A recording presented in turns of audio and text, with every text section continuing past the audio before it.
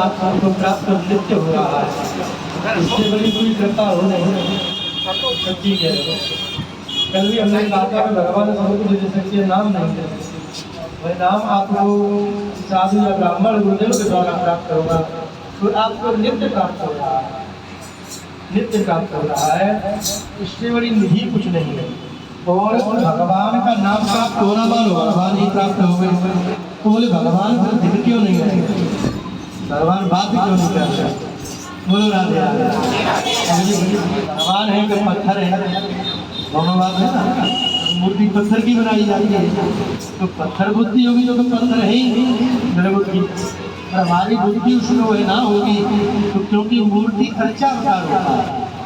उनका जब हम अर्चन करेंगे तो चाहे कितने भी आपसे बात करते हैं, प्रभु कितनी भूख लगी हो और वो पाएंगे नहीं ना मांगे जब तक आप भूख नहीं लगा।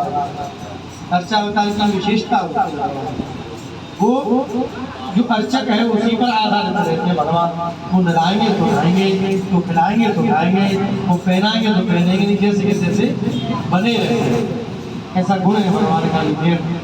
और जब तक वो अर्चा अवतार है, मतलब आप नहीं तो भगवान हर कार्य करने को तैयार है। पर आपने उनको लाला बना के बैठा दिया है, कुछ नहीं बना दिया है, भगवान बना दिया है, तो उस हिसाब से उनको पूजा ही चाहिए। तो पूजा।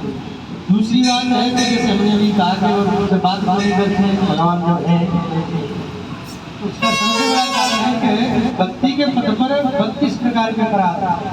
10 अपराध है नाम में, भक्ति पद के 32 अपराध। जो अपराध बहुत है तो प्राय सबसे भक्ति है। और जैसे भगवान का किसी को प्रणाम आप सब हमारा कर रहे हैं, इस बात जानते ही सबसे मना भी करती है, पर सबका भाव रहता है, उस भाव को रखना पड़ता है। ठाकुर जी के आगे झूठ से नहीं बोलना चाहिए, ठाकुर जी के आगे सी मजाक नहीं करना चाहिए, झूठ नहीं बोलना चाहिए, किसी की निंदा नहीं करनी चाहिए। ऐसी कई चीजें हैं। मंदिरों में लोग जाते बुराई नहीं करते, जोर जोर से चिल्लाते, हंसी मजाक नहीं करते, यही अपराध हमारे भक्ति अपराध में। ये सब छोटे छोटे अपराध हैं तो काहे बन जाते हैं, हमें बोझ नहीं लगता। तो ठाकुर जी तो बात करने लगे, उन्हीं अपराध का एक ऐसा कारण है जिससे भगवान बात करते, भगवान करते नहीं। ऐसा ना सोचे कि भगवान नहीं मिले, रोज ही हमें मिले हुए हैं।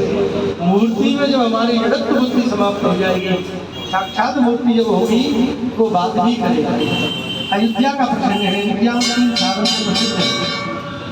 तपसी जी की छावनी है, एक मणिराम नाथ जी की छावनी है, छोटी छावनी कहते हैं, एक बड़ी छावनी। ऐसे 3 छावनी। दूसरी रघुनाथ दास जी, बहुत अच्छे संत हुए थे रघुनाथ दास जी, उनकी बड़ी छावनी। मणिराम नाथ जी उनके बहुत अच्छे संत थे। तो शुरुआत उन्होंने रघुनाथ दास जी से ली।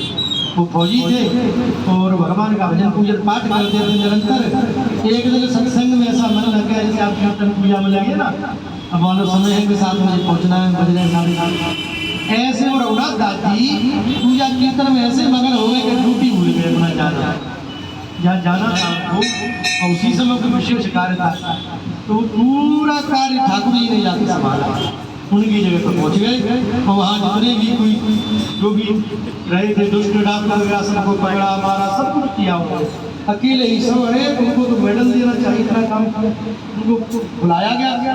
2 दिन बाद सरकार ने कहा आओ मेडल तो ले जाओ। ऐसा क्या किया कि वो तो सत्संग में थे, बाद में गए, तब उन्हें ज्ञात हुआ कि सबने बताया कि अरे फलाने दिन सब कुछ आपने किया है, आपकी वीरता के चर्चे हो रहे हैं सब जगह।